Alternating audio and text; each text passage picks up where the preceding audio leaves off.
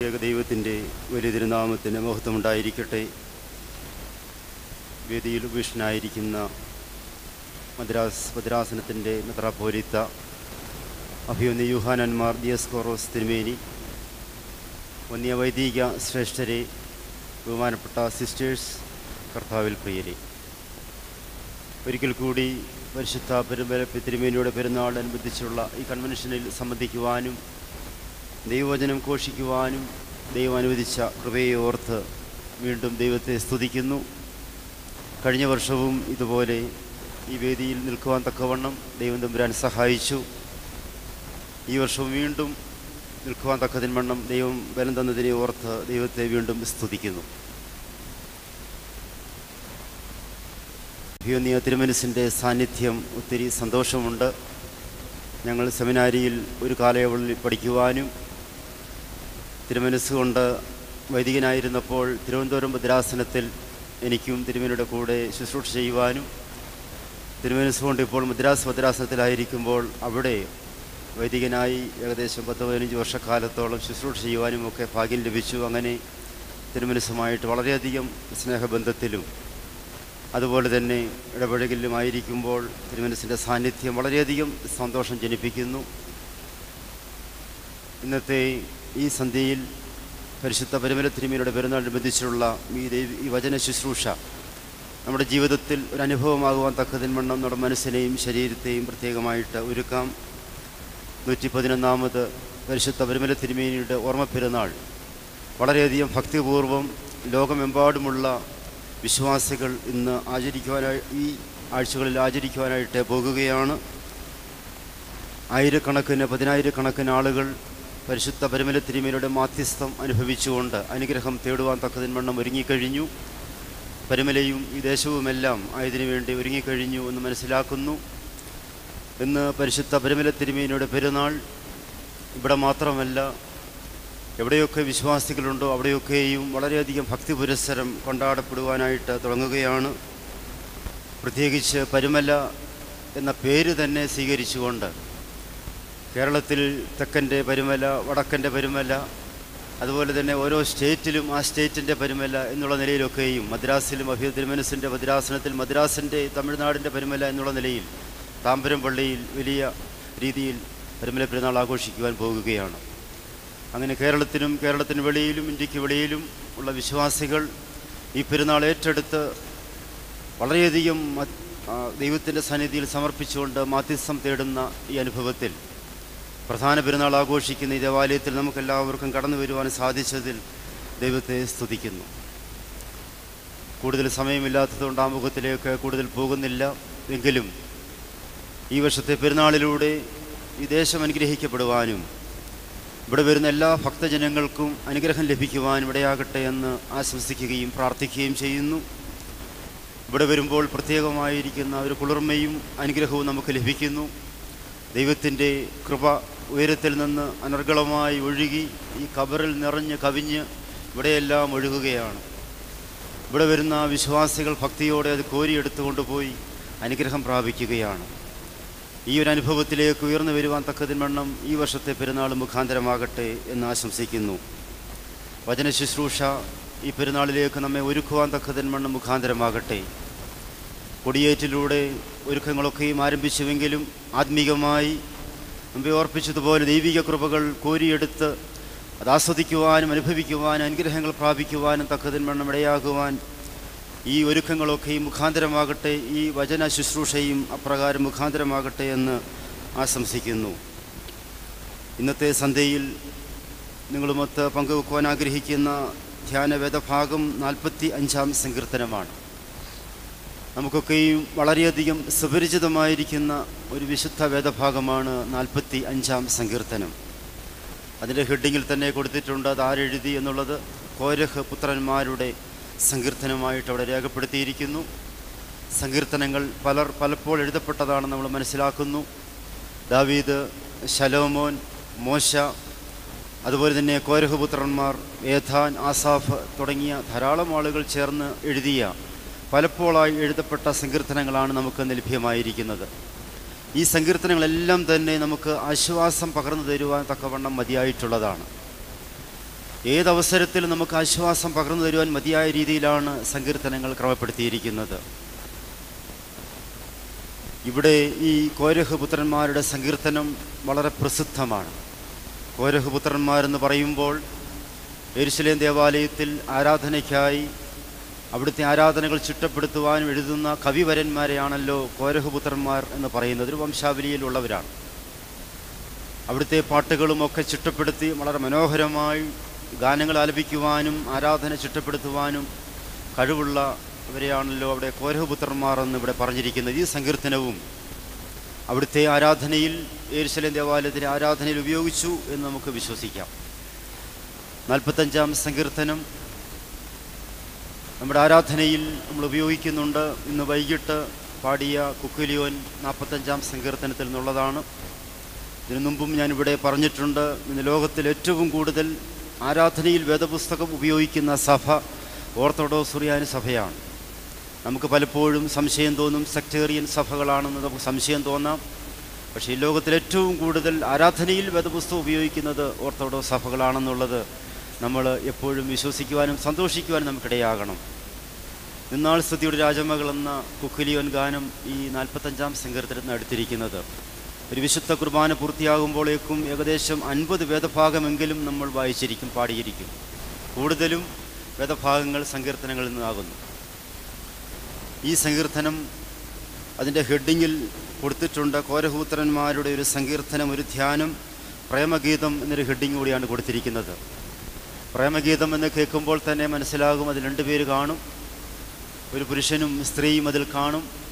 ഇവിടെ കൊടുത്തിരിക്കുന്നത്, നമ്മൾ പ്രേമഗീതം എന്നുള്ള വാക്ക് കേൾക്കുമ്പോൾ മലയാളത്തിൽ നമുക്കൊരു പ്രയാസം തോന്നും, പ്രത്യേകിച്ച് കുട്ടികളുടെ ഈ ലവ് ഒക്കെ ഉള്ളതുകൊണ്ട്. ആ തരത്തിലൊന്നുമല്ല ഇവിടെ ക്രമീകരിച്ചിരിക്കുന്നത്. ഇവിടുത്തെ പുരുഷനായിട്ട് മനസ്സിലാക്കുന്നത് യേശുക്രിസ്തുവാണ്, മണവാളൻ. മണവാട്ടിയായി സഭയാണ് ഇവിടെ നമ്മൾ മനസ്സിലാക്കേണ്ടുന്നത്. ഒരു മണവാട്ടി, ക്രിസ്തീയ സഭ എന്ന് പറയുന്നത് മണവാളൻ്റെ, യേശുക്രിസ്തുവിൻ്റെ മണവാട്ടിയാണ്.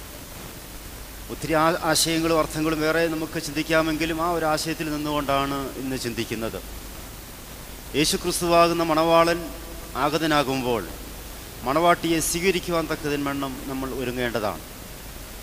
ഈ മണവാട്ടിയെ കാണുമ്പോൾ തന്നെ ഈ മണവാളനിൽ ആകൃഷ്ടനാകുവാൻ നാം എന്തെല്ലാം ചെയ്യണം?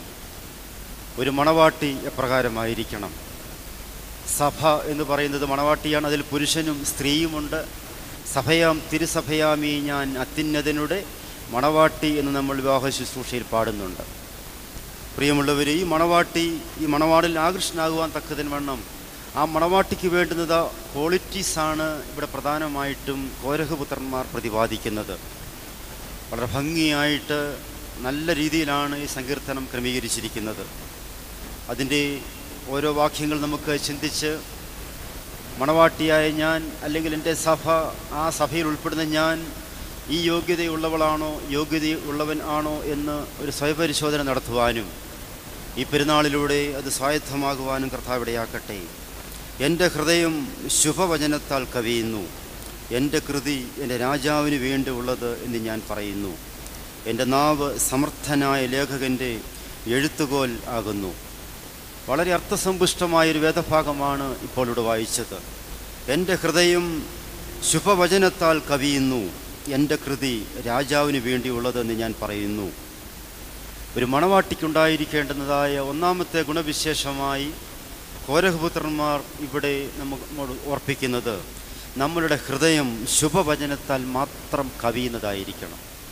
ഒന്നുകൂടി ചേർത്ത് നമുക്ക് വായിക്കാം, നിറഞ്ഞു കവിയട്ടെ, ശുഭവചനങ്ങൾ കൊണ്ട്, ശുഭചിന്തകൾ കൊണ്ട് നിറഞ്ഞ് കവിയട്ടെ. തീർച്ചയായിട്ടും നമ്മൾ ചിന്തിക്കുമ്പോൾ ഈ വാക്യം നമ്മിൽ പൂർണ്ണമാണോ എന്ന് സംശയമാണ്. എല്ലാം ശുഭം ശുഭം, എല്ലാം നല്ലത് നല്ലത് എന്ന് പറയുവാൻ നമുക്ക് കഴിയുമോ? നമ്മൾ ഒരു സ്വയപരിശോധനയ്ക്ക് വിധേയപ്പെടുത്തിയാൽ ഇന്ന് എത്രമാത്രം കുറ്റം മറ്റുള്ളവരെ നമ്മൾ പറഞ്ഞിട്ടുണ്ട്. മനസ്സുകൊണ്ടും നമ്മുടെ നാവ് കൊണ്ടും ധാരാളം കുറ്റങ്ങൾ പറഞ്ഞ് സന്തോഷിക്കുന്നവരും സായുജ്യമടയുന്നവരുമാണ് നാം ഓരോരുത്തരും. അതെല്ലാ തലത്തിലും ഉണ്ടെന്നുള്ളത് സത്യമാണ്. പ്രത്യേകിച്ച് നേരം വെളുത്ത് വൈകുന്നിടം വരെയും നോക്കിയാൽ 100 കണക്കിന് മറ്റുള്ളവരെ കുറ്റം പഴിചാരി സന്തോഷിക്കുവാൻ തക്കതിന്മണ്ണം നമുക്കിടയാകും. അതുകൊണ്ടാണ് ഇവിടെ എഴുതിയിരിക്കുന്നത്, നമ്മുടെ ഹൃദയത്തിൽ നിന്ന് ശുഭവചനങ്ങൾ നിറഞ്ഞു കവിയട്ടെ. എല്ലാറ്റിനെയും നല്ലത് നല്ലത് നല്ലത് എന്ന് പറയുവാൻ നമുക്കിടയാകണം. യഹോവയാം ദൈവം സകല സൃഷ്ടിയെയും കണ്ടിട്ട് നല്ലത് നല്ലതെന്ന് പറഞ്ഞു. അവിടെ അട്ടയുണ്ടായിരുന്നു, തേളുണ്ട്, മുട്ടയുണ്ട്, എല്ലാമുണ്ട്. പക്ഷെ നമ്മൾ അതിനെ കണ്ട് നല്ലതെന്ന് പറയുന്നില്ല. സൃഷ്ടിയെല്ലാം യഹോവയാം ദൈവം നല്ലത് നല്ലത് എന്ന് പറഞ്ഞു. പറയുമ്പോൾ നമുക്ക് പെട്ടെന്ന് പറയാമെങ്കിലും ജീവിതത്തിൽ പ്രാവർത്തികമാക്കുവാൻ വലിയ പ്രയാസമുള്ളതാണ്.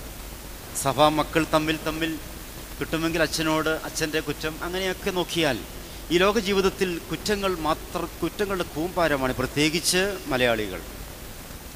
ഏറ്റവും കൂടുതൽ ക്രിട്ടിക്സായിട്ടുള്ള ആൾക്കാർ മലയാളികളാണെന്നാണ് വെപ്പ്. ഞാൻ മദ്രാസിലായിരുന്നപ്പോൾ ജയലളിതയുടെ ഒരു പ്രസംഗം കേൾക്കുവാനിടയായി. അവിടുത്തെ മുഖ്യമന്ത്രി ജയലളിത, അന്ന് പ്രതിപക്ഷ നേതാവായിരുന്നു. മറ്റുള്ള സ്റ്റേറ്റിലെ ആൾക്കാരൊക്കെ നമ്മെയാണ് താരതമ്യം ചെയ്യുന്നത്, മലയാളികളെയാണ്. എന്താ കേരളത്തിലെ ആളുകൾ മാതിരി നിങ്ങൾ കുറ്റം പറയരുത് എന്ന് അവർ പ്രസംഗിക്കുകയുണ്ടായി.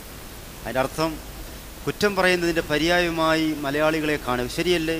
നമ്മുടെ മാധ്യമ പേപ്പറുകൾ നോക്കിയാലും ചാനൽ ന്യൂസുകൾ ശ്രദ്ധിച്ചാലും എല്ലാം പരസ്പരം അങ്ങോട്ടും ഇങ്ങോട്ടും കുറ്റം പറഞ്ഞ് രക്ഷപ്പെടുന്നതാണ്. അല്ലാതെ ഒന്നും ഇന്ന് കാണുവാനില്ല, കേൾക്കുവാനില്ല. ഏത് പേപ്പർ പരിശോധിച്ചാലും അവിടെ ഈ വചനത്തിൻ്റെ പ്രസക്തിയെ നമ്മൾ ഓർക്കേണ്ടതാണ്. എല്ലാറ്റിലും നന്മയുണ്ട് പ്രിയമുള്ളവരെ. ഈ നന്മയെ കണ്ടുപിടിക്കുവാനും അതിനെ പ്രൊജക്റ്റ് ചെയ്തൊരു പ്രശംസ കൊടുക്കുവാനും മറ്റുള്ളവരെ അത് പറയുവാനും മറ്റുള്ളവരോട് പറയുവാനും നമുക്കിടയായാൽ ഈ വാക്യത്തിൻ്റെ അർത്ഥം അവിടെ പൂർണ്ണമാകും. അതുകൊണ്ട് നമുക്കിവിടെ വെച്ച് ഒരു സ്വയപരിശോധന നടത്താം. നമുക്കൊരു പ്രതിജ്ഞ എടുക്കാം. എൻ്റെ ഹൃദയത്തിൽ നിന്ന് നല്ല നല്ല നിലവുകൾ മാത്രമേ വരികയുള്ളൂ. എൻ്റെ നാവിൽ നിന്ന് നല്ലത് മാത്രമേ വരികയുള്ളൂ. കുറ്റം പറയുവാൻ വരുമ്പോൾ നമ്മളതിനെ നമുക്ക് തന്നെ വിലക്കുവാനിടയായാൽ മണവാട്ടിയാകുവാൻ നീ യോഗ്യയാണ്. കർത്താവായ യേശു ക്രിസ്തു വീണ്ടും വരുമ്പോൾ നമ്മെ സ്വീകരിക്കുവാൻ തക്കതിന് നമ്മിൽ ആകൃഷ്ടനാകുവാൻ ഇടയാകണമെന്നുണ്ടെങ്കിൽ എൻ്റെ ഹൃദയത്തിൽ നിന്ന് നന്മകൾ വരട്ടെ. നമ്മളിപ്പോൾ പരുമലപ്പള്ളിക്കുള്ളിലാണ്. നമുക്കറിയാം, ഇവിടുത്തെ ശബ്ദ സംവിധാനത്തിന് എക്കോ ഉണ്ടെന്നുള്ളത് നമുക്കെല്ലാവർക്കും അറിയാം. ലക്ഷക്കണക്കിന് ആൾക്കാർ ഈ മുറ്റത്ത് നിന്നിട്ട് പരുമലപ്പള്ളിയെ കുറ്റം പറഞ്ഞിട്ട് പോയിട്ടുണ്ട്. 3-3.5 കോടി രൂപയ്ക്ക് പണിഞ്ഞ പള്ളിയാണ്. ഇവിടെ വരുന്നവരെല്ലാവരും ആദ്യം പറയുന്നത് ഈ പള്ളി ഇങ്ങനെയായോ. നമ്മുടെ മനസ്സിൽ ഒരു ചിന്ത അങ്ങനെയുണ്ട്.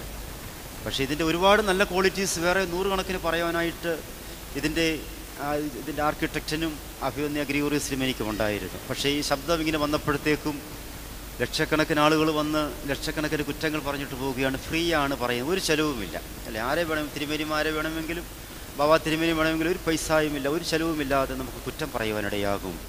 അതുകൊണ്ട് ശുഭവചനങ്ങൾ നമ്മുടെ ഹൃദയത്തിൽ നിറഞ്ഞു കവിയട്ടെ. നമ്മുടെ നാവിൽ നിന്നും നല്ലത് നല്ലത് നല്ലതെന്ന് പറയുവാനിടയാകട്ടെ. നമ്മുടെ കുഞ്ഞുങ്ങളെക്കുറിച്ച് നല്ലത് നല്ലതെന്ന് പറയുവാനിടയാകട്ടെ. 95 മാർക്ക് വാങ്ങിച്ചാലും കുറ്റം പറയുന്ന ആധുനിക സമൂഹം, ആധുനിക രക്ഷകർത്താക്കൾ, നമ്മൾ നല്ലതെന്ന് പറയുവാൻ നമുക്ക് എന്നിടയാകും. ഒരു ചിന്തിക്കുക. എല്ലാറ്റിനും ഒരു ദിവസം നമുക്കൊന്ന് പ്രതിജ്ഞ എടുത്ത് നോക്കാം. രാവിലെ മുതൽ വൈകുന്നേരം വരെയും ആരെയും ഞാൻ കുറ്റം പറയുകയില്ല. തെറ്റ് കണ്ടാൽ കുറ്റം പറയണം, പക്ഷെ അതല്ല ഇവിടെ ഉദ്ദേശിക്കുന്നത്. എൻ്റെ ഹൃദയം ശുഭവചനത്താൽ നിറഞ്ഞ് കവിയട്ടെ. ധ്യാനാത്മകമായി ഈ വചനം നമ്മിൽ ഉരുവാകുവാനും അതുപോലെ തന്നെ വളരുവാനും ഇടയായി പ്രവൃത്തിപദത്തിൽ ഈ ഒരു വചനം നമ്മൾ വളരുവാൻ കർത്താവ് സംഗതിയാക്കട്ടെ. എൻ്റെ കൃതി എൻ്റെ രാജാവിന് വേണ്ടിയുള്ളത് എന്ന് ഞാൻ പറയുന്നു. ഞാൻ എന്ത് ചെയ്താലും എൻ്റെ മണവാളന് വേണ്ടി മാത്രമേ ഞാൻ ചെയ്യുകയുള്ളൂ. എൻ്റെ എല്ലാ കാര്യങ്ങളും ദൈവത്തെ മഹത്വപ്പെടുത്തുന്നതിന് വേണ്ടിയാണ്. എനിക്ക് തന്നിരിക്കുന്ന സമ്പാദ്യവും എൻ്റെ മക്കളും എനിക്ക് അഭിമാനിക്കത്തക്കത് എന്തെങ്കിലും ഉണ്ടെങ്കിൽ അതെൻ്റെ ദൈവത്തിന് വേണ്ടിയുള്ളത്, എൻ്റെ കൃതി എൻ്റെ രാജാവിന് വേണ്ടിയുള്ളത്, എൻ്റെ നാവും അതിന് തന്നെ. എല്ലാവരും അർത്ഥം തന്നെയാണ്.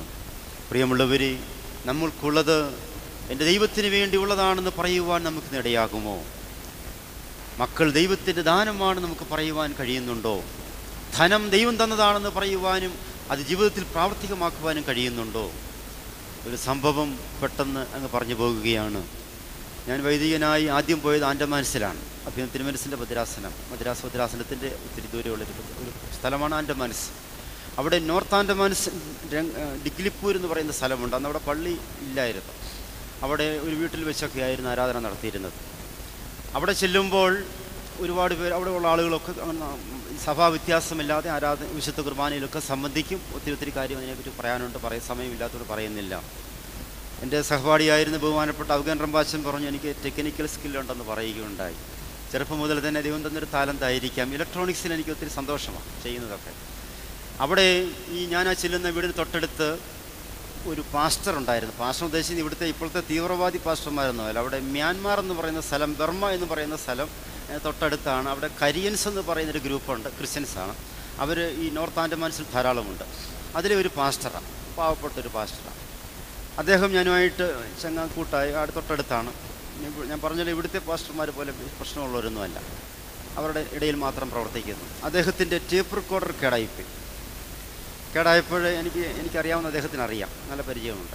അദ്ദേഹം എൻ്റെ അടുത്ത് കൊണ്ടുവന്നു. ഞാനത് പെട്ടെന്ന് ശരിയാക്കിയപ്പോൾ ആ വീട്ടിലൊരു കാസറ്റ്, അവിടുത്തെ പയ്യൻ ഒരു കാസറ്റ് തന്നു. അതിലിട്ട് നോക്കിയപ്പോൾ ഞാൻ പ്ലേ അടിച്ചു, പാട്ട് കേട്ടു. അങ്ങനെ അദ്ദേഹത്തിന് സന്തോഷം, എനിക്ക് സന്തോഷമായി. പക്ഷേ പെട്ടെന്ന് അദ്ദേഹം അങ്ങ് സ്റ്റോപ്പ് ചെയ്തു. ഈ സെറ്റ് അതിൻ്റെ സ്റ്റോപ്പ് ചെയ്തു. ഞാൻ പിന്നെയും ഓണാക്കി, പിന്നെയും അദ്ദേഹം സ്റ്റോപ്പ് ചെയ്തു. 2-3 പ്രാവശ്യമായപ്പോൾ എനിക്കൊരു സംശയം. ഞാൻ വിചാരിച്ചു അദ്ദേഹം ഇതിൻ്റെ കട്ടകളൊക്കെ ശരിക്കും നോക്കുവാന്ന് വിചാരിച്ചു. അദ്ദേഹം അത് സ്റ്റോപ്പ് ചെയ്തിട്ട് പറഞ്ഞു, അച്ഛാ, എൻ്റെ ഈ ടേപ്പ് റെക്കോർഡിലൂടെ ഇതുവരെ ഒരു സിനിമാ ഗാനം ഞാൻ ഇട്ടിട്ടില്ല. അതൊരു ഹിന്ദി സിനിമാ പാട്ടായിരുന്നു ആ കാസറ്റിനകത്ത്. എനിക്കങ്ങ് അതിശയം തോന്നി. ഞാൻ അച്ഛനാണ്, അദ്ദേഹം ഒരു പാവപ്പെട്ട പാസ്റ്ററാണ്, അദ്ദേഹത്തിന് മുന്നിൽ വണങ്ങാൻ തോന്നി. അദ്ദേഹത്തിൻ്റെ ആ ടേപ്പ് റെക്കോർഡിലൂടെ ഇതുവരെ ഒരു ഫിലിം സോങ് അദ്ദേഹം ഇട്ടിട്ടില്ല. ഗോസ്പൽ വർക്കിന് മാത്രമേ അദ്ദേഹം ഉപയോഗിച്ചിട്ടുള്ളൂ. ക്രിസ്ത്യൻ ഗാനങ്ങളും ക്രിസ്ത്യൻ പ്രസംഗങ്ങളും മാത്രമേ അദ്ദേഹം അതിലിട്ടിട്ടുള്ളൂ എന്ന് പറയുകയുണ്ടായി. കേൾക്കുമ്പോൾ നിസ്സാരമായിരിക്കാം, പക്ഷേ പ്രിയമുള്ളവരെ, നമ്മൾ ഇരുത്തി ചിന്തിപ്പിക്കേണ്ടതാണ് ആ ഒരു വചനം, ആ അദ്ദേഹത്തിൻ്റെ ഉത്തരം. എൻ്റെ കൃതി എൻ്റെ രാജാവിന് വേണ്ടിയുള്ളത് എന്ന് ഞാൻ പറയുന്നു. നമുക്കെന്തെല്ലാം അനുഗ്രഹങ്ങൾ ദൈവം തമ്പുരാൻ തരും. നമ്മുടെ മൊബൈലുകൾ, നമ്മുടെ ഒത്തിരി ഉണ്ടല്ലോ, TV, ഒത്തിരി കാര്യങ്ങളുണ്ട്. ഇതിലൂടെയൊക്കെ എന്തൊക്കെയാണ് ഇന്ന് പുറത്തു വരുന്നത്? നമ്മുടെ കുഞ്ഞുങ്ങളുടെ കയ്യിൽ പോലും ഇന്ന് വലിയ സ്മാർട്ട് ഫോണുകളൊക്കെ ഇരിക്കുകയാണ്. അതിലൂടെയൊക്കെ എന്തൊക്കെയാണ് വരുന്നതെന്ന് അറിഞ്ഞാൽ നമുക്ക് വലിയ വിഷമം തോന്നും, പറയുവാൻ കൊള്ളുകയില്ല. പള്ളിയാണ്. പ്രിയമുള്ളവരെ, എനിക്ക് തന്നിരിക്കുന്ന ഈ അനുഗ്രഹം, എൻ്റെ TV, ഞാൻ ഉദാഹരണം പറയുന്നതേ ഉള്ളൂ, എൻ്റെ മൊബൈൽ, എൻ്റെ ടാബ്ലറ്റ്, അങ്ങനെയൊക്കെയുള്ള പേരുകളാണ് ഇപ്പോൾ വന്നുകൊണ്ടിരിക്കുന്നത്. അതിലൂടെ ഒന്നും ദൈവത്തിന് ഇഷ്ടമില്ലാത്തതൊന്നുമില്ല. എൻ്റെ മകൻ എനിക്ക് തന്നിരിക്കുന്ന സർവ്വതും ഇതെല്ലാം ദൈവത്തെ മഹത്വപ്പെടുത്തുന്നത് മാത്രമേ എൻ്റെ വാഹനം എന്തുവായാലും അതിലൂടെ ചെയ്യുകയുള്ളൂ എന്ന് നമുക്ക് ഉറച്ച് വിശ്വസിക്കാൻ പറ്റുമോ? പക്ഷെ ഇവിടെ പറയുന്നു, എൻ്റെ കൃതി എൻ്റെ രാജാവിന് വേണ്ടിയുള്ളത് മാത്രമെന്ന് ഞാൻ പറയുന്നു. ഇതാണ് മണവാട്ടി. ആകയാൽ സഭയുടെ കർത്താവിൻ്റെ മണവാട്ടിയായ സഭയിൽ ദൈവത്തെ മഹത്വപ്പെടുത്തുന്നത് മാത്രമേ ചെയ്യുവാൻ പാടുള്ളൂ, ദൈവത്തിന് ഇഷ്ടമുള്ളത് മാത്രമേ ഞാൻ ചെയ്യാൻ പാടുള്ളൂ എന്ന് അവിടെ പറയുകയാണ്. പ്രിയമുള്ളവരെ, അതിനുശേഷം പറയുന്നു, നീ മനുഷ്യപുത്രന്മാരിൽ അതിസുന്ദരം ലാവണ്യം നിൻ്റെ അധരങ്ങളിൽ ഞാൻ പകർന്നിരിക്കുന്നു എന്നാ ഞാൻ ഇങ്ങനെ പറയുമ്പോൾ അങ്ങനെ അങ്ങ് പറയുകയാണ്. നിൻ്റെ നാവിലൂടെ ലാവണ്യം ഞാൻ പകർന്നു തന്നിരിക്കുകയാണ്. നീ സ്വർണ്ണനാവുകാരനും സ്വർണ്ണനാവുകാരിയുമാകുവാൻ ചെറുപ്പത്തിൽ സിംബോളിക്കായിട്ട് സ്വർണം കൊണ്ട് നാവിൽ എഴുതാറുണ്ട്. നമ്മുടെ നാവിൽ നിന്ന് എന്തെല്ലാമാണ് പുറപ്പെട്ടു വരുന്നത്? ലാവണ്യം നിൻ്റെ അധരങ്ങളിൽ ഞാൻ പകർന്നിരിക്കുകയാണ്. നമ്മളിത് ചിന്തിച്ച് നോക്കിക്കേ. ഒരേ നാവിൽ നിന്ന് പൊട്ടച്ചിലും കളിവാക്കും ശാപവാക്കുകളും വന്ന് അതേ നാവിൽ നിന്ന് സ്തുതികളും സ്തോത്രങ്ങളും ഹല്ലേലൂയകളും ഉയരുന്ന നാവ്, ഇത് യോഗ്യമോ? കർത്താവ് ചോദിക്കുകയാണ് ശ്ലീഹ. പ്രിയമുള്ളവരെ, യാക്കോബ് ശ്ലീഹ ചോദിക്കുന്നത് പോലെ നമ്മെ തന്നെ ഒരു സ്വയപരിശോധന നടത്തുക. നിന്റെ നാവിൽ നിന്ന് ലാവണ്യ വാക്കുകൾ മാത്രം ഉതിർന്നു വരട്ടെ. എല്ലാം പറയാം, പക്ഷേ നിനക്കത് പറയുവാൻ അധികാരമില്ല, അവകാശമില്ല. അച്ഛന്മാർക്ക് പറയുവാൻ അച്ഛന്മാരുടെ ഭാഷയുണ്ട്, അല്ലേ? അൽമായക്കാർക്ക് പറയുവാൻ അൽമായക്കാരുടെ ഒരു അതിരുണ്ട്. അതിനിപ്പുറത്തോ ഒന്നും പോകാൻ ഒക്കുകയില്ല. അതിര് കടന്ന സംസാരം എന്നല്ലേ അതിന് പറയുന്നത്. പക്ഷേ ഇന്ന് ജനിക്കുമ്പോൾ മുതലേ അല്ലേ എന്തെല്ലാം കേൾക്കുന്നത് കുഞ്ഞുങ്ങൾ. അതുകൊണ്ട് നമ്മൾ വളരെയധികം ശ്രദ്ധിക്കുക. ലാവണ്യം നിൻ്റെ അധരങ്ങളിൽ പകർന്നിരിക്കുന്നു. നീ മനുഷ്യപുത്രന്മാരിൽ അതിസുന്ദരനല്ലേ, പിന്നെ എന്തിനു നീ ഇതൊക്കെ പറയുന്നു? ഇവിടെ പറയുന്നു, എല്ലാ സ്ത്രീകളും എല്ലാ പുരുഷന്മാരും അതിസുന്ദരന്മാരും സുന്ദരികളുമാണ്. മനുഷ്യനാണ് ചിലരെ സുന്ദരന്മാരും ചിലരെ സുന്ദരികളുമാക്കി മാറ്റി നിർത്തുന്നത്, അല്ലേ? സൗന്ദര്യത്തിൻ്റെ മാനദണ്ഡം എന്ന് പറയുന്നത് കറുപ്പ് വെളുപ്പൊന്നും, ഞാൻ കറുത്തുകൊണ്ട് പറയുന്നതല്ല. സൗന്ദര്യത്തിൻ്റെ മാനദണ്ഡം ഒത്തിരിയുണ്ട്. നമ്മളിവിടെ കന്യാകുമറിയാമിനെ നല്ല വെളുത്ത ഒരു നല്ലൊരു പടമായിട്ട് ഒരു ഇംഗ്ലീഷ് ഒരു മാതാമ്മയുടെ ഒരു ലുക്ക് വരത്തൊക്കെയാണ് വരച്ചു വെച്ചിരിക്കുന്നത്. അത് ആഫ്രിക്കക്കാർക്ക് അത്ര ഇഷ്ടമൊന്നുമല്ല ആ പടം. അവർക്ക് നിവൃത്തിയുണ്ടെങ്കിൽ ഒരു കറുത്ത കന്യാകുമറിയാമിനെ വരച്ചു വെക്കും. ചൈനക്കാർ വരയ്ക്കുമ്പോൾ അത് നേരെ തിരിച്ചു വെക്കും. എവിടെ പോയി നമ്മുടെ സൗന്ദര്യം? ഞാൻ പറഞ്ഞല്ലോ, സൗന്ദര്യത്തിൻ്റെ മാനദണ്ഡം എന്ന് പറയുന്നത് നമ്മൾ പറയുന്ന മാനദണ്ഡമല്ല. നമ്മളെല്ലാവരും ദൈവത്തിൻ്റെ സന്നിധിയിൽ, ദൈവത്തിൻ്റെ ദൃഷ്ടിയിൽ സുന്ദരന്മാരും സുന്ദരികളുമാണ്. നമ്മൾ തന്നെ പറഞ്ഞു, ഇപ്പോഴത്തെ ഈ കൗൺസിലിങ്ങിലൊക്കെ പറയാറുണ്ട്, കൗൺസിലേഴ്സൊക്കെ പറയാറുണ്ട്, കണ്ണാടിയുടെ മുന്നിൽ ചെന്നിട്ട്, മിററിൻ്റെ മുന്നിൽ ചെന്നിട്ട് ഞാൻ സുന്ദരൻ. അതിന് പറയേണ്ട ആവശ്യമൊന്നുമില്ല. ദൈവം നിന്നെ സുന്ദരനായിട്ടും സുന്ദരിയുമായിട്ടാണ് ഇവിടെ സൃഷ്ടിച്ചിരിക്കുന്നത്. നീ മനുഷ്യപുത്രന്മാരിൽ അതിസുന്ദരൻ, ലാവണ്യം നിന്റെ അധരങ്ങളിൽ മേൽ പകർന്നിട്ടുണ്ട്. പ്രിയമുള്ളവരെ, ഹൃദയത്തിൽ നിന്ന് നിറഞ്ഞു കവിയുന്നതാണ് നാവ് വായിലൂടെ സംസാരിക്കുന്നത് എന്നുള്ളത് നമുക്ക് എല്ലാവർക്കും അറിയാം. ആയതുകൊണ്ട് അത്തരത്തിൽ അതിനെ ചിന്തിക്കുവാനും ധ്യാനിക്കുവാനും നമുക്കിടയാകണം. രണ്ടാമത്തെ ക്വാളിറ്റിയാണ് ഇവിടെ പറഞ്ഞിരിക്കുന്നത്. നീ മനുഷ്യപുത്രന്മാരിൽ അതിസുന്ദരൻ, ലാവണ്യം നിന്റെ അധരങ്ങൾ. എന്നെങ്കിൽ മാത്രമേ നിന്നെ ആരാകർഷിക്കത്തുള്ളൂ? മണവാളൻ യേശു ക്രിസ്തു നിന്നെ ആകർഷിക്കുകയുള്ളൂ എന്നുള്ളത് പ്രത്യേകമായിട്ട് ഓർക്കണം. വീരനായുള്ളവേ, നിന്റെ വാൾ അരയിൽ കെട്ടുക. അവിടെ പറയുകയാണ്, നിന്റെ വാൾ അരയിൽ കെട്ടുക. ഒത്തിരി പറയുന്നുണ്ട്. അതിന് താഴെ പറയുന്നുണ്ട് തേജസ്സും മഹിമയും. ഒത്തിരി അതിനെ കൂട്ടിച്ചേർത്ത് പറയുവാൻ പറ്റും. നിന്റെ അരയിൽ ഒരു വാളിരിക്കട്ടെ. എന്താണ് വാൾ? സത്യവും ഒത്തിരി കാര്യങ്ങൾ, കൂദാശകളൊക്കെ അതിൻ്റെ കൂടെ പൊയ്ക്കോട്ടെ. എല്ലാ നല്ല കാര്യങ്ങളും നിന്റെ അരയിൽ കെട്ടുക. ഏത് സമയത്ത് നിനക്കത് ഉപയോഗിക്കുവാൻ തക്കതിനുമാണ് ഇവിടെയാകും. സാത്താൻ നിന്നെ പരീക്ഷിക്കുവാൻ വരുമ്പോൾ ഈ വാൾ വെച്ച് നിനക്ക് അതിനെ കീഴടക്കുവാൻ പറ്റും. തേജസ്സും മഹിമയും തന്നെ. നീ മഹിമയുള്ളവനാണ്, നീ തേജസ്സുള്ളവനാണ്. ദൈവത്തെക്കാൾ അല്പം മാത്രം താഴ്ത്തിയിട്ടുള്ളൂ. എന്തൊക്കെ അണിയിച്ചിട്ടുണ്ട്? തേജസ്സും ബഹുമാനവും മഹിമയും എല്ലാം അണിയിച്ചിരിക്കുകയാണ്. പക്ഷെ എന്തുകൊണ്ട് നീ പിന്നെയും പിന്നിലേക്ക് പോകുന്നു എന്നൊരു ചോദ്യം നമ്മോട് തന്നെ നമ്മൾ ഇപ്പോൾ ചോദിക്കേണ്ടതാണ്. വീരനായുള്ളവേ, നിന്റെ വാൾ അരയിൽ കെട്ടുക. നിന്റെ തേജസ്സും നിന്റെ മഹിമയും തന്നെ. നീ സൗമ്യതയും നീതിയും പാലിക്കേണ്ടതിന് നീ മഹിമയേറി കൃതാർത്ഥനായി വാഹനമേറി എഴുന്നള്ളിക്കോളാനാണ് പറയുന്നത്. നമുക്ക് വാഹനമേറി എഴുന്നള്ളുവാനുള്ള അധികാരമുണ്ട് ക്രിസ്തീയ വിശ്വാസികൾക്ക്. അത്രമാത്രം ഉയർന്ന നിലയിലാണ് ദൈവം നമ്മെ ആക്കി വച്ചിരിക്കുന്നത്. തൻ്റെ ജീവനെ കൊടുത്ത് വിശുദ്ധ മാമോദീസായിലൂടെ നമ്മയൊക്കെയും അപ്രകാരം ഉയർന്ന നിലയിലേക്ക് കൊണ്ടുവന്നിരിക്കുകയാണ്. ക്രിസ്ത്യാനി അറിയാമല്ലോ, നമുക്ക് ഹിന്ദു പുരാണ മതത്തിൽ അവിടെ വിശ്വാസത്തിൽ പറയുന്നുണ്ട്, അശുദ്ധമായ എണ്ണയിൽ തൊട്ടാൽ ശുദ്ധമാകുമായിരുന്നു, അല്ലേ? ക്രിസ്തീയ വിശ്വാസികളെ ഇന്നും അങ്ങനെ കാണുന്നവരുണ്ട്. ഇന്ന് എത്ര പേർക്ക് അങ്ങനെ കാണുവാൻ പറ്റും എന്നുള്ളത് നമ്മൾ തന്നെ ഒന്ന് പരിശോധിച്ച് നോക്കുക. നമ്മെല്ലാവരെയും ഇപ്പോൾ പരിമല തിരുമേനിയുടെ മുന്നിൽ ഒരു മാർ ഇടുമായിരുന്നു, പരിശുദ്ധ മാർ ഗ്രിഗോറിയോസ്. ആദിമസഭയിലെ എല്ലാവരുടെയും മുന്നിൽ ഈ മാർ ഉണ്ടായിരുന്നു, അല്ലേ? ഉണ്ടായിരുന്നു. ആദിമ ക്രിസ്ത്യാനികളെ വിളിച്ചിരുന്നത് വിശുദ്ധന്മാരുടെ കൂട്ടമെന്നായിരുന്നു. അങ്ങനെ വരുമ്പോൾ എന്നെ വിളിക്കണം വിശുദ്ധ ജോൺ വർഗീസേ എന്ന്. എനിക്കപ്പോൾ ചിരിയും വരും. ഞാൻ എന്നിലേക്ക് നോക്കുമ്പോൾ നമ്മളെല്ലാം നിങ്ങൾ വേണമെങ്കിൽ സ്ത്രീകൾക്ക് മൊത്തം നിട്ടോ വിളിക്കാൻ പറ്റുമോ എന്ന് ചിന്തിക്കുക. ആദിമ വിശ്വാസികളെ വിളിച്ചിരുന്നത് വിശുദ്ധന്മാരുടെ കൂട്ടായ്മ. വിശുദ്ധന്മാർ, വിശുദ്ധ എന്നായിരുന്നു. ഇന്ന് എത്ര പേർക്ക് ഇതിടാൻ പറ്റും? ലോകം നമ്മെ നോക്കുന്നുണ്ട് നമ്മളെ വിശുദ്ധൻ എന്ന് വിളിക്കുവാൻ. അതുകൊണ്ടാണെന്ന് തോന്നുന്നു നേരത്തെ ഒരു മന്ത്രി നമ്മളെ കണ്ടിട്ട് ഒരു കാര്യം പറഞ്ഞത് ഇപ്പോൾ പരസ്യമായിട്ട് അങ്ങ് പറയുകയാണ്. നമ്മുടെ ഈ കോളേജുമായിട്ടൊക്കെ ബന്ധപ്പെടുത്തി, സ്വാശ്രയ കോളേജുമായിട്ടൊക്കെ ബന്ധപ്പെടുത്തി അദ്ദേഹം, നമ്മുടെ ഭദ്രാസനത്തിന് വേറൊരു പേരുണ്ട്, രൂപത എന്നൊരു പേരുണ്ട്. അദ്ദേഹം പറഞ്ഞു, ഇത് കണ്ടിട്ട് രൂപാത എന്ന് അദ്ദേഹം കളിയാക്കി പറഞ്ഞത് പേപ്പറൊക്കെ ആഘോഷിക്കുകയും ന്യൂസ് പേപ്പറൊക്കെ ആഘോഷിക്കുകയുണ്ടായി. പ്രിയമുള്ളവരെ, നമ്മെ കണ്ടിട്ട് മറ്റുള്ളവർ വിശുദ്ധ എന്ന് പറയട്ടെ. ഉയർപ്പ് പെരുന്നാളിൻ്റെ മദ്ബഹായിൽ വെച്ചുള്ള ശ്രീബാവന്ദനവിൻ്റെ ശുശ്രൂഷയിൽ ഒരു പ്രൊമിയോൻ വായിക്കും പട്ടക്കാരൻ. എല്ലാവരും കേട്ടിട്ടുണ്ടോ എന്ന് എനിക്കറിയില്ല, കേൾക്കണം. ആ സമയത്ത് ചിലപ്പോൾ ഉറക്കമായിരിക്കാം. ഈ 50 ദിവസത്തെ നോയമ്പും ഉപവാസവും എല്ലാം കണ്ടിട്ട് ഈ ദേശത്തെ ജാതികൾ നോക്കൂ, ക്രിസ്ത്യാനികളെ എന്തോ ഒരു തേജസ്, എന്തൊരു ബഹുമാനവും, എന്തോ ഒരു തേജസ് ഇവരെ കണ്ടിട്ട്, ഈ നൊയമ്പ് കണ്ടിട്ട്, നൊയമ്പ് അനുഷ്ഠിച്ച് ഉയർപ്പ് പെരുന്നാളിൻ്റെ വെണ്മയിൽ നിൽക്കുന്ന ഈ വിശ്വാസികളെ കണ്ടിട്ട് ഈ ദേശത്തിലെ മറ്റുള്ളവർ പറയട്ടെ, ഹിന്ദുമത വിശ്വാസികളും ഇസ്ലാം മത വിശ്വാസികളും പറയട്ടെ, നോക്കൂ ക്രിസ്ത്യാനികളെ, എന്തോ ഒരു തേജസ്. അടുത്ത വർഷം ശ്രദ്ധിച്ചാൽ കേൾക്കാം. പ്രിയമുള്ളവരെ, ഉയർപ്പ് പെരുന്നാളിൽ എത്ര പേർക്ക് അങ്ങനെ പറയുവാൻ പറ്റുന്നുണ്ട്? അല്ലെങ്കിൽ ഉയർപ്പിൻ്റെ സന്ധ്യയിലും ഒക്കെ എത്ര പേർക്ക് പറയുവാൻ പറ്റുമെന്നുള്ള പിറ്റേ ദിവസത്തെ പേപ്പർ വരുമ്പോൾ അറിയാം. നിങ്ങളുടെ അറിവിലേക്ക് അത് മതിയല്ലോ. പ്രിയമുള്ളവരെ, തേജസ്സും മഹിമയും ബഹുമാനവും ഒക്കെ അണിയിച്ചിരിക്കുന്ന മനുഷ്യൻ ഇന്ന് എവിടെ? ഇതുണ്ടെങ്കിൽ മാത്രമേ എവിടെ കയറുവാൻ പറ്റുകയുള്ളൂ?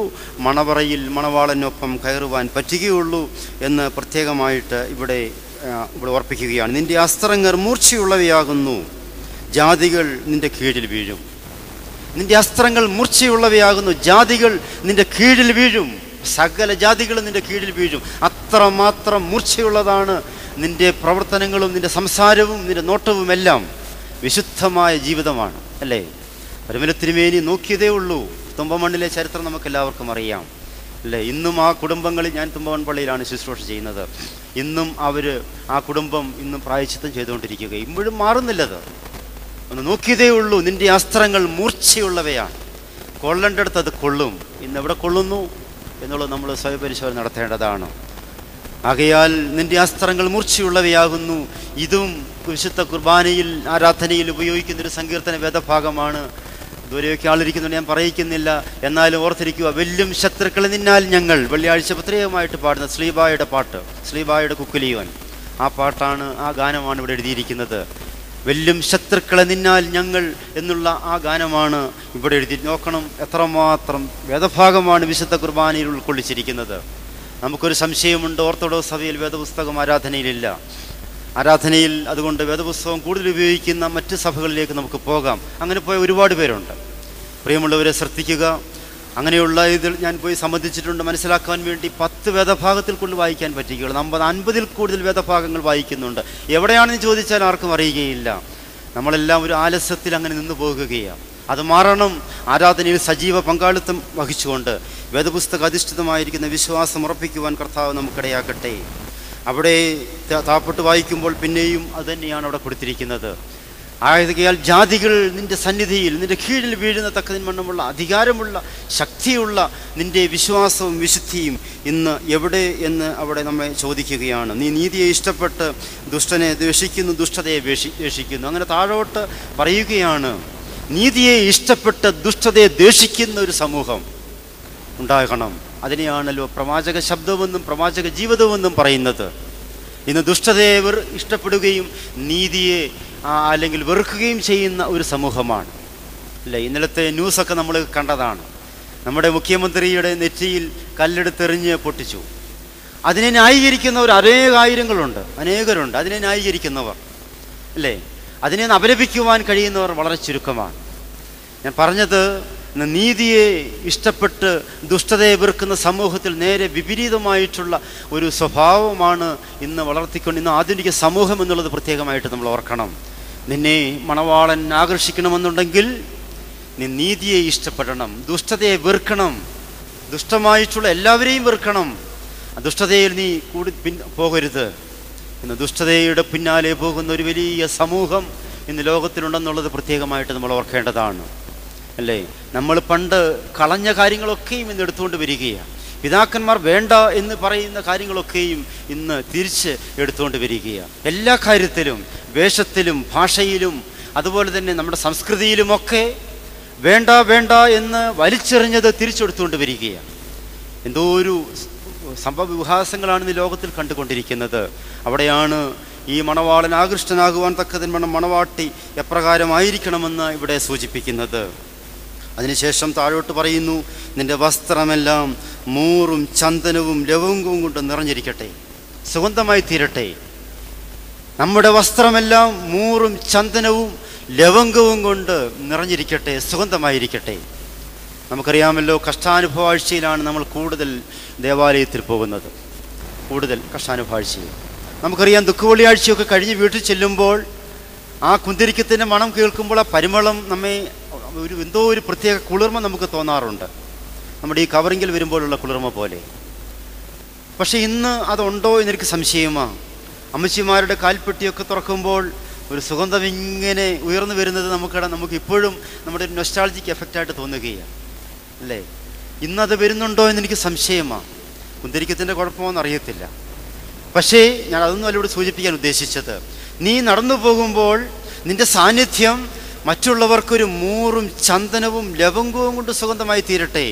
നിൻ്റെ സാന്നിധ്യം എനിക്ക് ഒത്തിരി പരിമളം വീശുന്നു.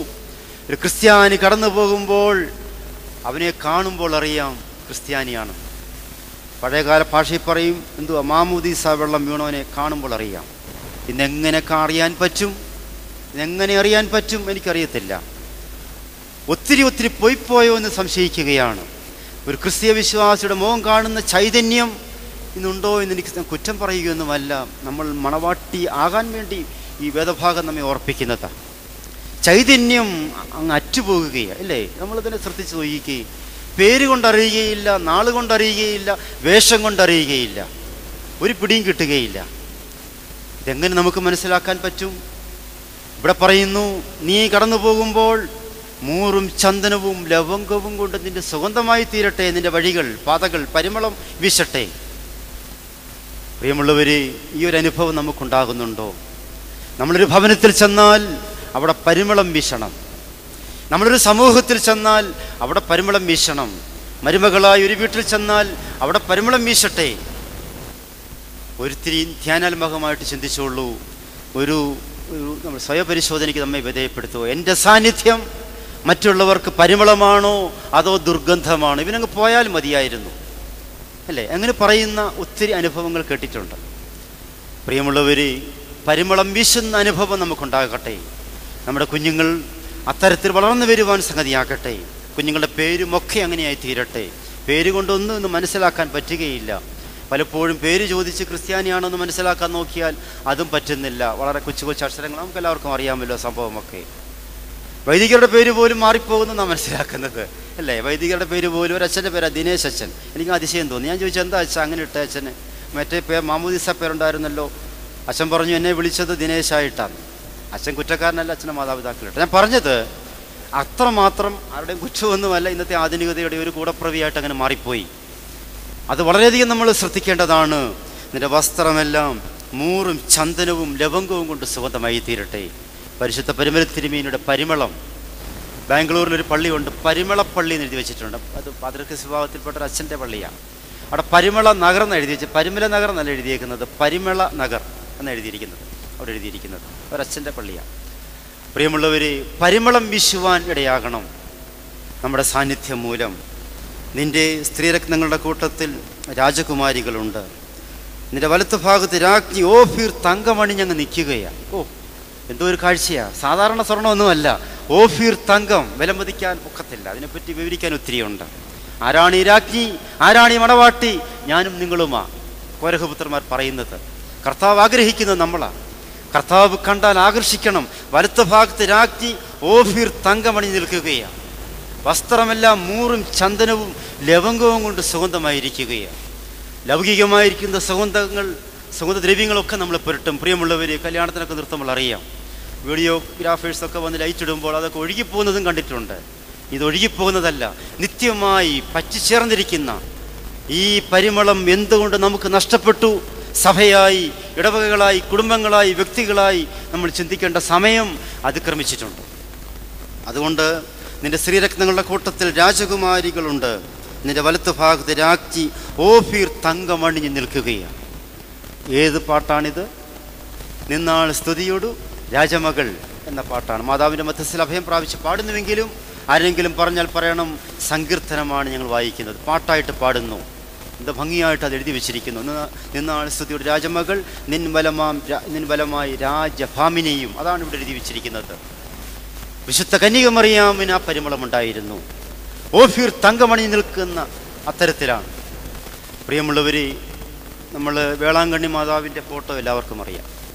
ഒരു തങ്കത്തിലാണ്, അതിൻ്റെ ഒരു തങ്ക രൂപമാണ് അതിൽ കാണിച്ചിരിക്കുന്നത്. ഞാൻ ചോദിച്ചൊരു കത്തോലിക്ക സഭയിൽ അച്ഛനോട് ചോദിച്ചു, വേളാങ്കണ്ണി കന്യക മറിയാമാണല്ലോ വേളാങ്കണ്ണി മാതാവായിട്ട് നമ്മൾ മനസ്സിലാക്കുന്നത്, പക്ഷേ അവിടെ വെച്ചിരിക്കുന്ന അവിടുത്തെ ഫോട്ടോയും എല്ലാം തന്നെ ഒരു തങ്ക കളറില്ല, സ്വർണ്ണ കളറില്ല വെച്ചിരിക്കും. ഞാൻ ചോദിച്ചപ്പോൾ പറഞ്ഞ ഈ വാക്യം, ഓഫീർ തങ്കമാച്ച മാതാവ് നമ്മളങ്ങനെ കൊടുക്കണമെന്നൊക്കെ അവരുടെ തിയോളജിയിൽ ശരിയായിരിക്കാം. പക്ഷേ മാതാവ് വിനയത്തിൻ്റെ ഫോട്ടോ അത് ആ ഭാഗത്തേക്ക് ഞാൻ വരുന്നില്ല. നമ്മെ കണ്ടാൽ ദൈവം ആകർഷിക്കട്ടെ, നീ ഓഫീർ തങ്കമണിഞ്ഞ് വലത്ത് ഭാഗത്ത് നിൽക്കുക എന്നാണ് പറഞ്ഞിരിക്കുന്നത്. അല്ലെ, വിവാഹ കുദാശയിൽ നമ്മളെപ്പോഴും മണവാളൻ്റെ വലതുവശത്ത് സിംബോളിക്ക ഇതിങ്ങനെ വിശായിരിക്കും വെച്ചിരിക്കുന്നത്. അങ്ങനെ അത്തരത്തിൽ നിൽക്കുവാനായിട്ട് നമുക്ക് യോഗ്യതയുണ്ടോ? ഈ പെരുന്നാളിലൂടെ ആ യോഗ്യതയെ പ്രാപിക്കുവാൻ പരിമല തിരുമേനിക്ക് പറയുവാൻ സാധിക്കും. ഈ പറയുന്ന കാര്യങ്ങളൊക്കെയും അത്തരത്തിൽ വരുവാൻ നമുക്ക് എന്നിടയാകും എന്ന് ഒരു വലിയ ഒരു ചിന്ത, ഒരു ദുഃഖം നമ്മെ പേറട്ടെ. അതാണ് പെരുന്നാൾ എന്ന് പറയുന്നത്. പെരുന്നാളിൻ്റെ അർത്ഥം തമിഴാണല്ലോ, പെരിയ നാൾ, വലിയ നാൾ. എന്താണ് വലിയ നാൾ? കർത്താവ് എന്നെ ആകർഷിക്കുന്നതാണ് ഏറ്റവും വലിയ നാൾ. എന്നിൽ ഈ പെരുന്നാൾ പെരുന്നാളായി തീരണം. ഈ ദിവസം പരിമലത്തിരുമേനിയുടെ പെരുന്നാൾ സംബന്ധിക്കുമ്പോൾ എന്നിൽ അതൊരു വലിയ ദിവസമായി മാറട്ടെ, പെരിയ നാളായി മാറട്ടെ. അല്ലെങ്കിൽ എന്തുവാ, കുറച്ച് ആഘോഷം കണ്ടു, ലൈറ്റും കണ്ടു, ശബ്ദവും കേട്ടിട്ട് തിരിച്ചു പോകാമെന്നേ ഉള്ളൂ. ആയതിനാൽ ഒരു വലിയ ദിവസമായി നമ്മിലിത് മാറുവാൻ കർത്താവ് നമുക്കിടയാക്കട്ടെ എന്ന് ആശംസിക്കുകയും പ്രാർത്ഥിക്കുന്നു ചെയ്യുന്നു. അല്ലയോ കുമാരി, കേൾക്കുക, നോക്കുക, ചെവി ചായിക്കുക, നിന്റെ സ്വജനത്തെയും നിന്റെ പിതൃഭവനത്തെയും മറക്കുക. അപ്പോൾ രാജാവ് നിന്റെ സൗന്ദര്യത്തെ ആഗ്രഹിക്കും, അവൻ നിന്റെ നാഥനല്ലോ. അല്ലയോ കുമാരി, നമ്മളെല്ലാം കുമാരിമാരാകട്ടോ, വളരെ ശ്രദ്ധിക്കുക. സ്വർഗത്തിൽ വിവാഹം കഴിക്കപ്പെടുകയോ വിവാഹമൊന്നുമില്ല, നമ്മളെല്ലാം കുമാരിമാരാ. അല്ലയോ കുമാരി, കേൾക്കുക, നോക്കുക, ചെവി തരിക, നിന്റെ സ്വജനത്തെയും നിന്റെ പിതൃഭവനത്തെയും നീ മറക്കുക, അവൻ നിന്നെ ആഗ്രഹിക്കട്ടെ. നമ്മൾ സ്വജനത്തെ കെട്ടിപ്പിടിച്ചുകൊണ്ടിരിക്കുകയാണ് അല്ലേ, പലതും പിതൃഭവനത്തെ നമ്മളിങ്ങനെ കെട്ടിപ്പിടിച്ചുകൊണ്ടിരിക്കുകയാണ്. പാരമ്പര്യമുണ്ട്, അതുണ്ട്, ഇതുണ്ടെന്ന് പറഞ്ഞിരിക്കുകയാണ്. അതെല്ലാം നീ വിട്ടുകളെ, അവൻ നിന്റെ നാഥനാണ്, നീ അവൻ്റെ പിന്നാലെ പോകുക. മരിച്ചവർ തങ്ങളുടെ മരിച്ചവരെ കബറടക്കട്ടെ അല്ലേ. ഒത്തിരി വാക്യം പറയാനായിട്ടുണ്ടല്ലോ. ഈ ലോകത്തിൻ്റെ പിന്നാലെ നടക്കുമ്പോൾ ആ നല്ലവനായ ചെറുപ്പക്കാരനോട് പറഞ്ഞതുപോലെ, നീ നിനക്കുള്ളതെല്ലാം വിറ്റ് ദരിദ്രർക്ക് കൊടുക്കുക. അവൻ തിരിച്ചുപോയി. അവൻ്റെ പറ്റുമാനം അവൻ്റെ സമ്പാദ്യമായിരുന്നു. നല്ല മനുഷ്യനാണ്, കുഴപ്പമൊന്നുമില്ല. അവൻ്റെ പറ്റുമാനം അവൻ്റെ സമ്പത്തിനോടായിരുന്നു. അതുകൊണ്ട് ഇങ്ങനെ പിതൃഭവനത്തെപ്പോലെയും സ്വജനത്തെപ്പോലെയും ഒരുപാട് കാര്യങ്ങൾ നീ നെഞ്ചോട് ചേർത്ത് കൊണ്ട് നടപ്പുണ്ട്. ഇത് വെച്ച് നിനക്ക് അവിടെ പാനൊക്കത്തില്ല. എവിടെ പാനൊക്കത്തില്ല? മണവാളൻ്റെ അടുത്ത് പാനൊക്കത്തില്ല. നിനക്ക് ഒരു നാഥനേ ഉള്ളൂ, ഒരു മണവാളനേ ഉള്ളൂ. പല മണവാളന്മാർ നിനക്കില്ല. അതുകൊണ്ട് ഇപ്പോഴുള്ള നിന്റെ മണവാളനെ നീ വിട്ടുകളയുക അല്ലേ. നമുക്കൊരുപാട് പേരുണ്ട് അങ്ങനെ. ചിലപ്പോൾ ചില കുഞ്ഞുങ്ങളായിരിക്കും, കൊച്ചു ഗൾഫിൽ അല്ലെങ്കിൽ അമേരിക്കയിൽ നിന്നൊക്കെ കൂടുതൽ കാശയച്ചു തരുന്ന മക്കളായിരിക്കാം അമ്മയപ്പന്മാരുടെ മണവാളൻ അല്ലേ. അതുപോലെ സ്നേഹിച്ച് മറ്റേ സഹോദരനെ അത്ര സ്നേഹം. ഞാൻ പറഞ്ഞുകൊണ്ട് വരുന്നത്, ദൈവത്തേക്കാൾ കൂടുതൽ സ്നേഹിക്കുന്ന ധാരാളം കാര്യങ്ങൾ നമ്മുടെ കയ്യിലുണ്ട്. ധനമായാലും കൊള്ളാം, മക്കളായാലും കൊള്ളാം, എന്തുവായാലും കൊള്ളാം. ആയതിനാൽ വളരെയധികം നമ്മൾ ശ്രദ്ധിക്കുക. അല്ലയോ കുമാരി, കേൾക്കുക, നോക്കുക, ചെവി ചായിക്കുക, നിന്റെ സ്വജനത്തെയും നിന്റെ പിതൃഭവനത്തെയും മറക്കുക. അപ്പോൾ രാജാവ് നിന്റെ സൗന്ദര്യത്തെ ആഗ്രഹിക്കും, അവൻ നിന്റെ നാഥനല്ലോ, അവനെ നീ നമസ്കരിക്കുക. നീ വേറെ ആരെയും നമസ്കരിക്കണ്ട അല്ലേ, നീ വേറെ ആരെയും നമസ്കരിക്കണ്ട. നമ്മൾ പലതിനെയും നമസ്കരിച്ചുകൊണ്ടാണ് നിൽക്കുന്നത്. ചിലയിടത്തൊക്കെ കണ്ടിട്ടുണ്ട്, കട തുറക്കുന്നവരുടെ അത് കുഴപ്പമൊന്നുമില്ലായിരിക്കും, സാമ്പ്രാണി കത്തിച്ചിട്ടിങ്ങനെ നമസ്കരിക്കുന്നത് കാണാം പണപ്പെട്ടിയെ. ഞങ്ങളിങ്ങനെ കടകളൊക്കെ തുറന്ന് പറയുന്നതേ ഉള്ളൂ. കടകളൊക്കെ കുദാശിയാൻ ചെയ്യുമ്പോൾ, അച്ഛാ ഇതിലൂടെ ഒന്ന് വരച്ചേക്കാൻ പറയാം, പണപ്പെട്ടിക്കകത്തൂടെ പണം വന്ന് വീഴാൻ വേണ്ടി. കുഴപ്പമില്ല, അവൻ്റെ വിശ്വാസം കൊണ്ട് ചെയ്യുന്നതാ. എങ്കിൽ തന്നെയും അതിൻ്റെ പിന്നിൽ ഒരു ദൈവമുണ്ടെന്നുള്ളത് പ്രത്യേകിച്ച് ഓർക്കണം. ധനമാകുന്ന ദൈവത്തെ അവിടെ കുടിയിരുത്താനുള്ള ശ്രമമാണ്. അവിടെ കൊണ്ടിങ്ങനെ സാമ്പ്രാണിയൊക്കെ കത്തിച്ചതിനകത്ത് വെക്കുന്നത് കാണാം. പ്രിയമുള്ളവർ, വളരെയധികം നമ്മൾ ശ്രദ്ധിക്കുക. നീ സ്വജനത്തെയും പിതൃഭവനത്തെയും മറക്കുക. അവനെ മാത്രമേ, ദൈവത്തെ മാത്രമേ നീ നമസ്കരിക്കാവൂ. പലതിനെയും നമ്മളിന്ന് നമസ്കരിക്കുന്നുണ്ടെന്നുള്ളത് സത്യമാണ്. നമസ്കാരം എന്നതിന് ഒത്തിരി അർത്ഥമുണ്ട്. എങ്കിൽ തന്നെയും നമ്മൾ പലതിനെയും ഇന്ന് നമസ്കരിച്ച് ദൈവത്തെ തിരസ്കരിക്കുന്നു എന്നുള്ളത് പ്രത്യേകമായിട്ട് ഇവിടെ ഓർക്കുകയാണ്. ഇവിടെ കൂടുതൽ സമയമില്ലാത്തത് കൊണ്ട് നിർത്തേണ്ടതായിട്ട് വരുന്നു. എങ്കിൽ തന്നെയും ഈ കേട്ട വചനങ്ങൾ 30, 60, 100 മേനിയായി വിളയുവാനും ഞാൻ യഥാർത്ഥ മണവാട്ടിയാണോ എന്നൊരു സ്വയപരിശോധന നടത്തുവാനും ഈ സന്ധ്യയിൽ ഈ വേദഭാഗം നമ്മെ ഇടയാക്കണം എന്ന് പ്രത്യേകമായിട്ട് ഓർപ്പിക്കുന്നു. ഒരു വാക്യം കൂടെ വായിച്ചു നിർത്തുകയാണ്. അന്തർപുരത്തിലെ രാജകുമാരി ശോഭ പരിപൂർണയാകുന്നു, അവളുടെ വസ്ത്രം പൊൻ കസവ് കൊണ്ടുള്ളത്. അവളെ ചിത്രത്തയ്യലുള്ള വസ്ത്രം ധരിപ്പിച്ച് രാജസന്നിധിയിൽ കൊണ്ടുവരും. പ്രിയമുള്ളവരെ, കർത്താവ് ദൂരെ വെച്ച് തന്നെ കാണുമ്പോൾ നമ്മളെ ഇങ്ങനെ ആകർഷിക്കും, യാതൊരു സംശയവുമില്ല. നമ്മുടെ വിചാരം ആകർഷിക്കുമെന്നായിരിക്കാം, പക്ഷേ ഈ മണവാട്ടിയുടെ സ്വഭാവം ഉണ്ടെങ്കിൽ മാത്രമേ ചിത്രത്തയ്യലുള്ള വസ്ത്രങ്ങൾ കൊണ്ട് നിന്നെ ആദരിക്കൂ. ഇങ്ങനെ ആദരിക്കുവാൻ നമുക്കിടയാകട്ടെ. കന്യകമാരുടെ ഉപമയിലൊക്കെ നമ്മളത് പഠിച്ചിട്ടുള്ളതാണ്, മനസ്സിലാക്കിയിട്ടുള്ളതാണ്. നമ്മുടെ കയ്യിലെല്ലാം ഉണ്ട്. പ്രിയമുള്ളവരെ, കർത്താവ് വരുമ്പോൾ ഇതൊക്കെ തെളിയിച്ച് നിൽക്കുവാൻ എനിക്ക് പറ്റുമോ? ആവോളം എണ്ണ നിൻ്റെ കയ്യിലുണ്ടോ? ആവോളം അങ്ങനെയുള്ള കാര്യങ്ങളൊക്കെ നിൻ്റെ കയ്യിലുണ്ടോ? ഒരുക്കങ്ങൾ നിൻ്റെ കയ്യിലുണ്ടോ? ഈ പറഞ്ഞ കാര്യങ്ങളൊക്കെ നിൻ്റെ കയ്യിലുണ്ട്. എങ്കിൽ നിനക്ക് പ്രവേശിക്കാം. അല്ലെങ്കിൽ നീ ആരായാലും നിനക്ക് വെളിയിൽ പോകാം. അതാണ് ഈ വേദഭാഗം തന്ന ഒരു പ്രധാനപ്പെട്ട ദൂത് എന്നുള്ളത്. അവിടെ തോഴിമാരായി കൂടെ നടക്കുന്ന കന്യകമാരെയും നിൻ്റെ അടുക്കൽ കൊണ്ടുവരും. നോക്കണം, അവരുടെ തോഴിമാരായി കൂടെയുള്ളവരെയും കൊണ്ടുവരുമെന്നാണ് പറഞ്ഞിരിക്കുന്നത്. നമ്മൾ കല്യാണത്തിനൊക്കെ തോഴിമാരെ നിർത്താറുണ്ട്.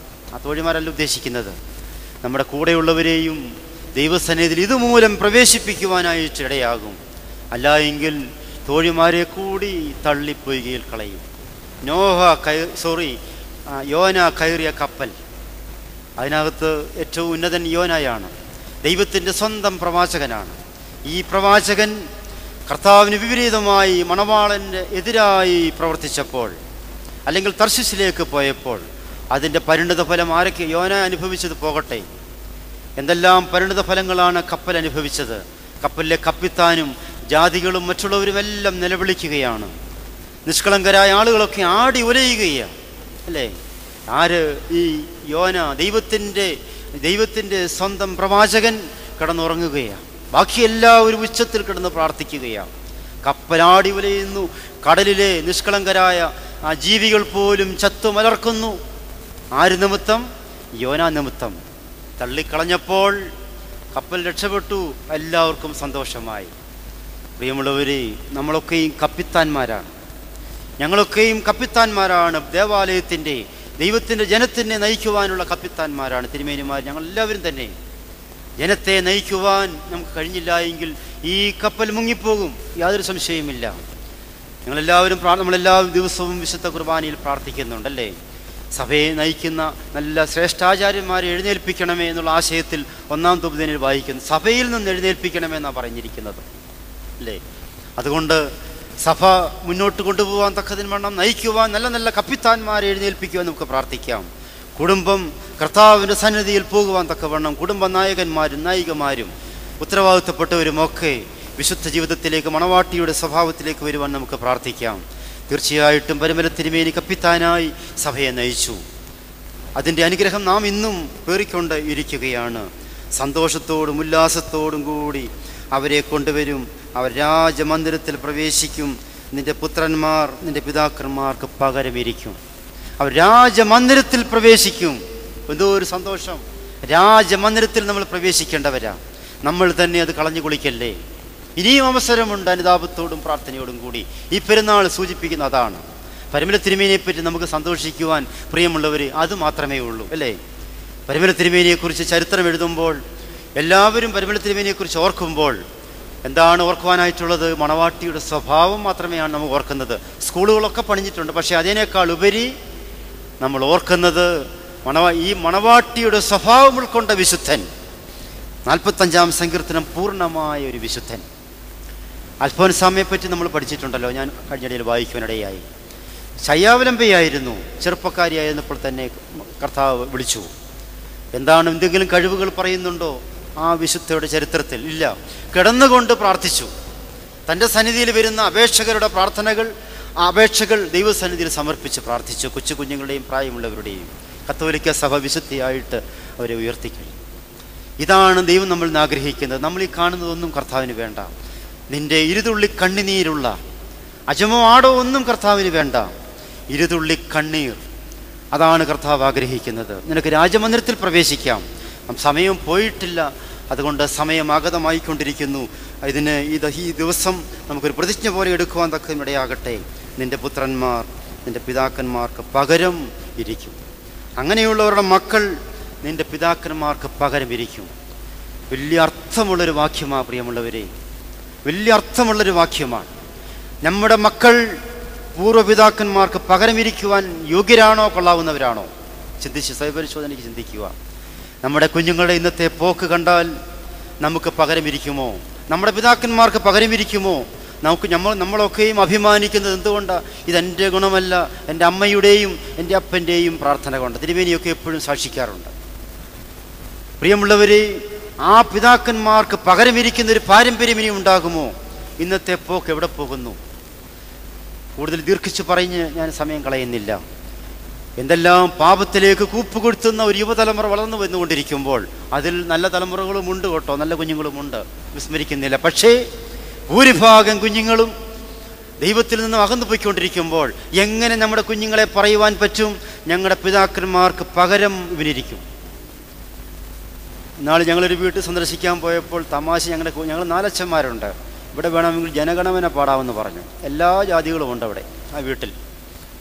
ഹിന്ദു, മുസ്ലിം, സിഖും ഉണ്ടെന്നാണ് പറഞ്ഞത്. എല്ലാം ഒത്തിരി പേരുണ്ട്, ഒത്തിരി പിള്ളേരുള്ള വീടാണ്. അവിടെ ഒരു പ്രത്യേക ഒരു മൈത്രി അവിടെ കണ്ടു. പ്രിയമുള്ളവരെ, അവരെങ്ങനെ പിതാക്കന്മാർക്ക് പകരമിരിക്കും? പാരമ്പര്യമുള്ള ദേശമായിരിക്കാം, പാരമ്പര്യമുള്ള കുടുംബമായിരിക്കാം, ഒത്തിരി പാരമ്പര്യം പറയാനുണ്ട്. പക്ഷേ നമ്മുടെ കുഞ്ഞുങ്ങൾ ഈ പിതാക്കന്മാർക്ക് പകരമിരിക്കുമോ? ഒരു ചോദ്യചിഹ്നമായിട്ട് അവിടെ തോന്നട്ടെ. ഇല്ല എങ്കിൽ കുഞ്ഞുങ്ങളെ അത്തരത്തിൽ വളർത്തുവാനുള്ള ശ്രദ്ധ കൂടുതലായിട്ടുണ്ടാകട്ടെ. സഭ ആ ഉത്തരവാദിത്വം ഏറ്റെടുത്തേ മതിയാകൂ. കാണിക്കുന്ന കോപ്രായങ്ങളൊക്കെയും പറയുവാൻ കൊള്ളുകയില്ല. എൻ്റെ മകൾ ഇപ്പോൾ എഞ്ചിനീയറിംഗ് കഴിഞ്ഞ് തിരുവനന്തപുരത്തൊരു കോളേജിൽ എഞ്ചിനീയറിംഗ് കോളേജിൽ തന്നെ പഠിപ്പിക്കാൻ കയറി. 21-22 വയസ്സേ ഉള്ളൂ. അവളെക്കാട്ടും പ്രായമുള്ളവരുമുണ്ട്. 4ാം വർഷ ക്ലാസ്സിലൊക്കെ ചെല്ലുമ്പോൾ അവൾക്ക് പേടിയാണ്, തീരെ കാലം കുറഞ്ഞൊരു വെച്ച്. അവൾ പറഞ്ഞത്, അവളെ ഹോസ്റ്റലിൽ ആദ്യമാക്കി രാത്രി ഉറങ്ങാനൊക്കത്തില്ല ഈ കുട്ടികൾ കാണിക്കുന്ന കോപ്രായങ്ങൾ.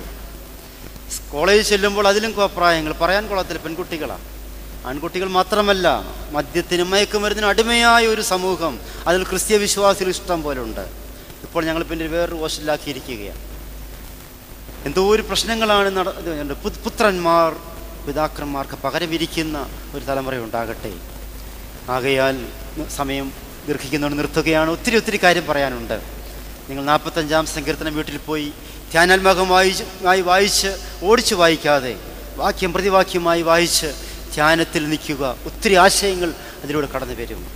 ഞാനൊരു മണവാട്ടിയായി വിശുദ്ധ മാമോദീസ തൊട്ടിയിലൂടെ എന്നെ മണവാട്ടിയായി കർത്താവാക്കിയിരിക്കുന്നു. ക്രിസ്തുവിൻ്റെ മണവാട്ടിയാണ്. പക്ഷേ 45-ാം സങ്കീർത്തനം പറഞ്ഞതുപോലെ കോരഹപുത്രന്മാരുടെ പ്രേമഗീതത്തിലുള്ളതുപോലെ ഈ പ്രേമകാന്തൻ എന്നെ ഇഷ്ടപ്പെടുമോ? ഇഷ്ടപ്പെടും. ഈ ക്വാളിറ്റീസൊക്കെ ഉണ്ടായിരിക്കുക. നമ്മുടെ ഹൃദയവും നമ്മുടെ മനസ്സും നമ്മുടെ ചിന്തകളും നമ്മുടെ നനവുകളും നമുക്കുള്ള സകലതും എല്ലാം പരിമളം വീശുന്നതായി തീരട്ടെ. മറ്റുള്ളവർ നമ്മെ ആകർഷിക്കുവാൻ, മറ്റുള്ളവർ നോക്കൂ ക്രിസ്ത്യാനികളെ ഉയർപ്പ് പെരുന്നാൾ പറയുന്നത് പോലെ ഒരു ഭാഗ്യകരമായ ദൈവത്തിൻ്റെ മക്കളെന്ന് പറയുവാൻ നമുക്കിടയാകട്ടെ. അതിന് ഈ ദിവസം മുഖാന്തരമാകട്ടെ എന്ന് ആത്മാർത്ഥമായി പ്രാർത്ഥിക്കുന്നു. ഈ വചനങ്ങൾ 30, 60, 100 മേനിയായി ജീവിതത്തിൽ വിളയുവാനും പരിശുദ്ധ പരമരത്തിൽ ഇവരുടെ മധ്യസ്ഥ അഭയം പ്രാപിച്ചുകൊണ്ട് ദൈവമേ, നമ്മൾ ഈ കവറിങ്കിൽ ഒത്തിരി പ്രാർത്ഥിക്കുന്നുണ്ട്. അല്ല, നമ്മളെല്ലാം പോയി മിക്കവാറും പ്രാർത്ഥിക്കുന്നതാണ്. പക്ഷേ ഒരു കാര്യം കൂടി കൂട്ടിച്ചേർത്ത് പ്രാർത്ഥിക്കണം. ആദ്യം ദൈവമേ, ക്രിസ്തുവിൻ്റെ മണവാട്ടിയാകുവാൻ ഉള്ള യോഗ്യത നൽകുവാനുള്ള വിശുദ്ധ ജീവിതം എനിക്ക് നൽകണമേ. അവിടുന്ന് ഈ വിശുദ്ധ ജീവിതത്തെ പ്രാപിച്ചു. അത് കഴിഞ്ഞു മതി നമ്മുടെ മക്കളുടെ ആവശ്യങ്ങളും മറ്റാവശ്യങ്ങളും. നമ്മൾ ഒത്തിരി ലിസ്റ്റ് അവിടെ കൊടുത്തിട്ടാണ് പോരുന്നത്, ആവശ്യങ്ങളുടെ ലിസ്റ്റുകൾ. അതവിടെ ഇരിക്കട്ടെ. ആദ്യം നീ തന്നെ ഒരു മണവാട്ടിയാകും, ബാക്കിയെല്ലാം ദൈവം തമ്പുരാൻ നോക്കിക്കൊള്ളും. 45-ാം സങ്കീർത്തനം നമ്മുടെ ജീവിതത്തിൽ പ്രാവർത്തികമാകുവാൻ ദൈവത്തിൻ്റെ പരിശുദ്ധ രൂഹ നമ്മേവരെയും സാധ്യമാക്കി തീർക്കുമാറാകട്ടെ. ആമേൻ.